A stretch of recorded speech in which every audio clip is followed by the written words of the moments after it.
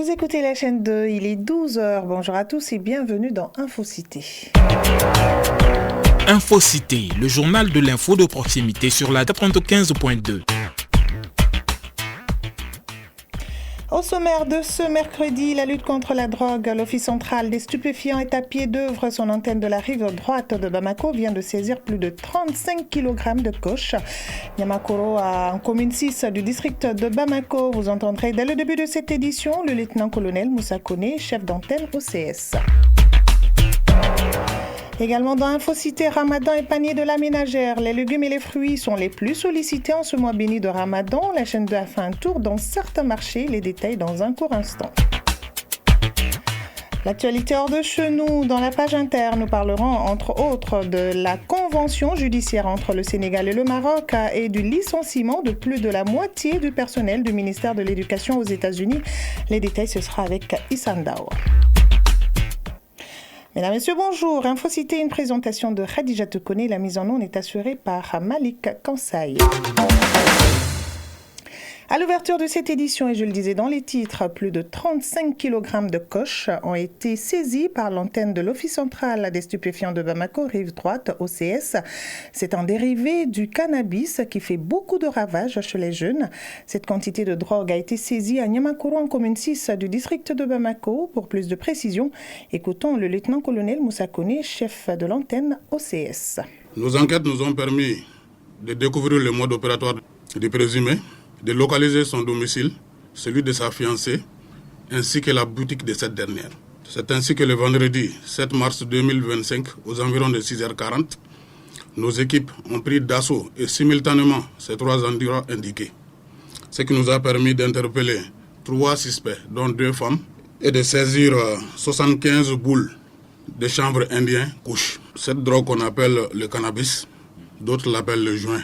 La valeur monétaire de la saisie s'élève à des centaines de millions de francs CFA. Les présumés coupables sont entre 18 et 35 ans.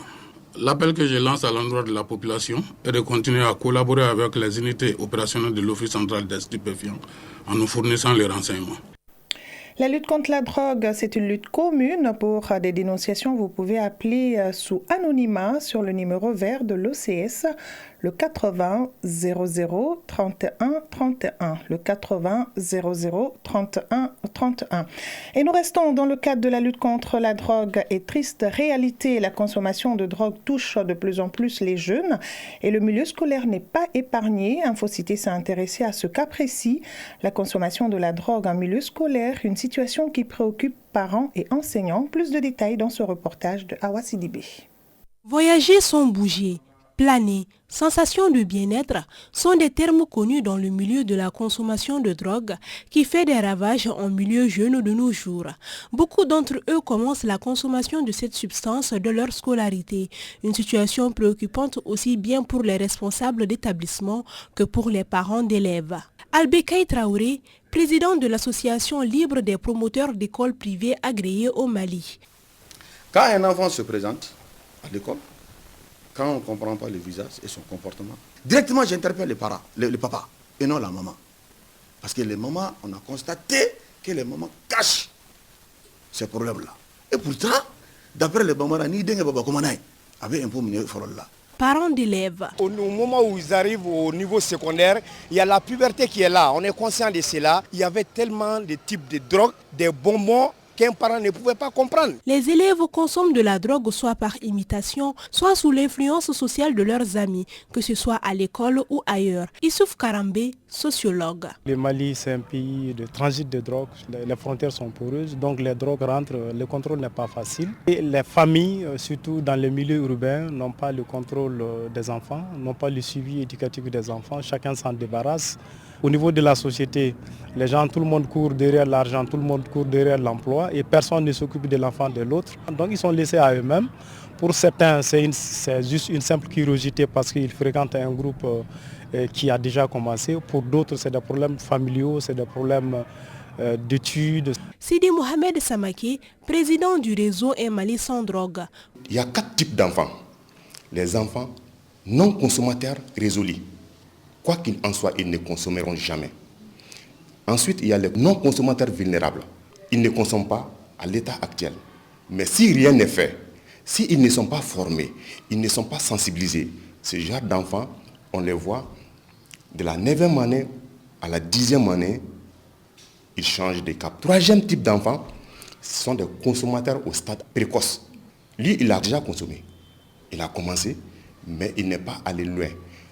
4e type d'enfants, c'est les consommateurs au stade avancé. Et là, c'est grave. Alors, ce type d'enfants, il devient très vite consommateur et dealer. Soit il est à l'école, soit il n'est pas à l'école, mais il rôde autour de l'école pour initier des enfants à la consommation de la drogue. Et lui, il est très dangereux. Il est plus dangereux que les dealers. En plus des associations engagées dans la lutte contre la drogue, l'Office central de lutte contre les stupéfiants OCS et la mission interministérielle de coordination de lutte contre la drogue MILD travaillent activement pour éradiquer ou du moins limiter la consommation de drogue en milieu scolaire, plus précisément chez les jeunes. La page inter, c'est tout de suite et maintenant dans InfoCité avec Issa Ndao. À présent, le tour d'horizon de l'actualité internationale. Bonjour Issa Ndao. Bonjour Kadijatou. Alors, première escale, Dakar, et c'est pour parler de cette convention judiciaire entre le Sénégal et le Maroc. En effet, l'Assemblée nationale sénégalaise vient d'adopter à l'unanimité une loi autorisant le président de la République à ratifier une convention entre le Sénégal et le Maroc. Cette convention doit servir à porter assistance aux détenus, notamment des migrants, et autoriser le transfert mutuel des condamnés entre les deux pays. Et lutte contre la corruption au Nigeria, l'agence anticorruption récupère près de 500 millions de dollars en un an.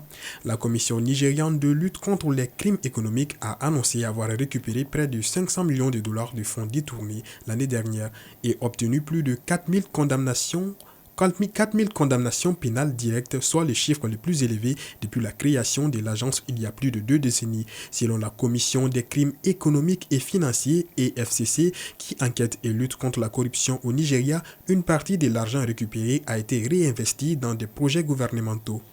Et aux États-Unis, le ministère de l'Éducation licencie près de la moitié de son personnel. Le nettoyage au sein de la fonction publique américaine continue.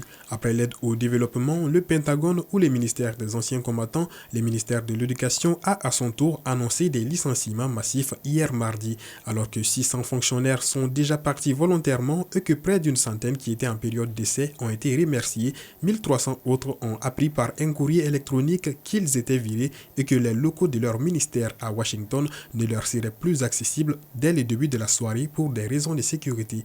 Voilà, Kadijatou Kone, c'était ce qui faisait la une de l'actualité internationale de ce 12h. Voilà, et c'est ce qui met fin à cette page inter. Merci beaucoup Issa Ndao et bon après-midi à vous. Merci. Suite de ce journal, et nous nous rendons au marché pour voir le contenu du panier de la ménagère en ce mois béni de Ramadan. Aïssata Yanogo nous signale que les légumes sont les plus sollicités pour la rupture du jeûne.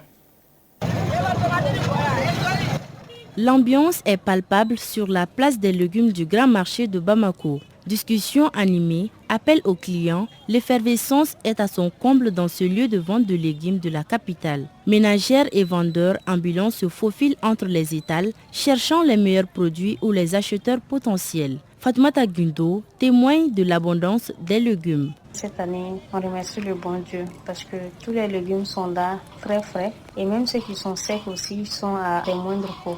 C'est à la portée de tout le monde. On n'a pas beaucoup à se plaindre vraiment. Surtout les pommes de terre maintenant, tout le monde voit plus que d'habitude. Oignon devient très cher, pommes de terre devient très cher. Pour le dîner, nous on préfère le malokini nanjima. Donc il parle de nadjiou, on fait allusion à l'oignon. Et l'oignon aussi, il est très moins cher maintenant. Non loin de là, de nombreuses femmes font la queue devant le magasin de Walima Guindo, vendeur d'oignons et de pommes de terre. Au marché, les prix des légumes connaissent une baisse notable. Le prix de l'oignon, par exemple, est passé de 800 francs CFA à 300 francs CFA le kilo, tandis que celui de la pomme de terre est désormais de 300 francs CFA contre 800 francs CFA auparavant.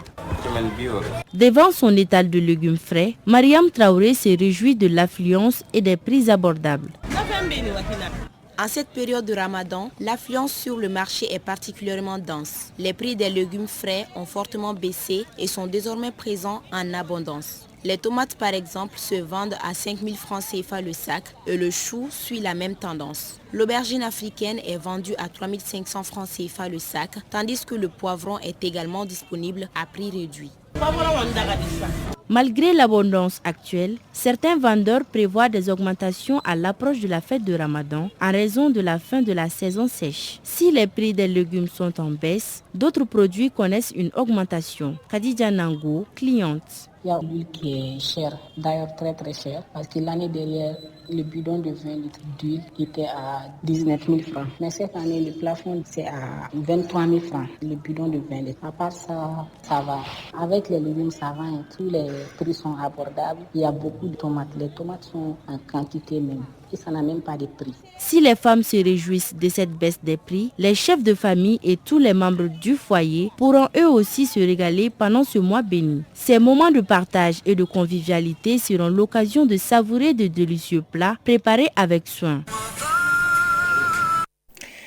Mois de Ramadan, dépenses supplémentaires dans certaines familles. Des chefs de famille augmentent l'argent de la popote pour permettre aux femmes de présenter des plats équilibrés et copieux pour la rupture de jeûne.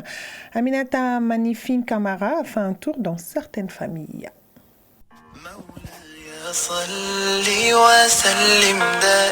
Le Ramadan, période de bénédiction, mais aussi de forte consommation pour les fidèles musulmans. De nombreux chefs de famille voient leurs dépenses augmenter pour l'approvisionnement en vivres et divers. Du début du jeûne à la rupture, les charges de la popote deviennent un véritable casse-tête pour certaines femmes. Tout comme Seydou Bagayogo, commerçant, beaucoup de chefs de famille sont parfois obligés de donner plus pour assurer les charges.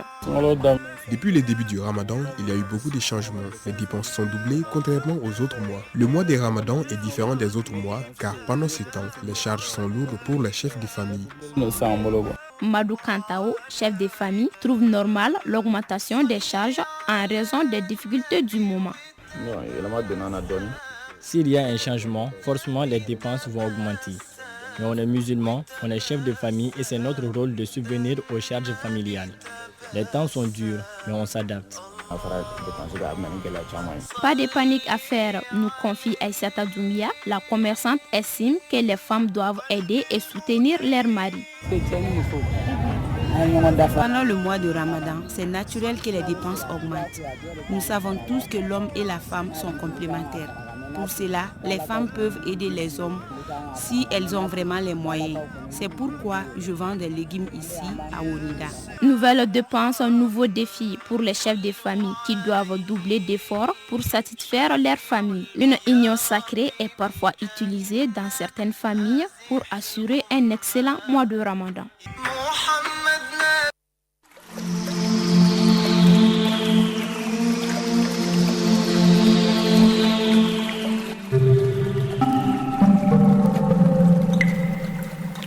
Les nouvelles du ciel à présent, selon les prévisions de Mali Météo, le thermomètre affiche 38 degrés en ce moment sur Bamako et environ. La maximale attendue est de 41 degrés et la rupture du jeûne, c'est-à-dire le coucher du soleil est prévu pour 18h43. Et c'est la fin de cette édition. Merci à vous de l'avoir suivi. Une édition qui vous a été présentée par Khadija Toukone, mise en nom de Malik Conseil, réalisation Kinta Togora et Djeneba Diara. Mise en ligne, Badi Touré, coordination éditoriale, Nyanyalo Traoré, Jefa Diara. Merci de votre fidélité à la chaîne de l'Onde de Choc. Mois de Ramadan, pensons aux plus démunis. Bon après-midi à tous. La chaîne 2 sur la toile.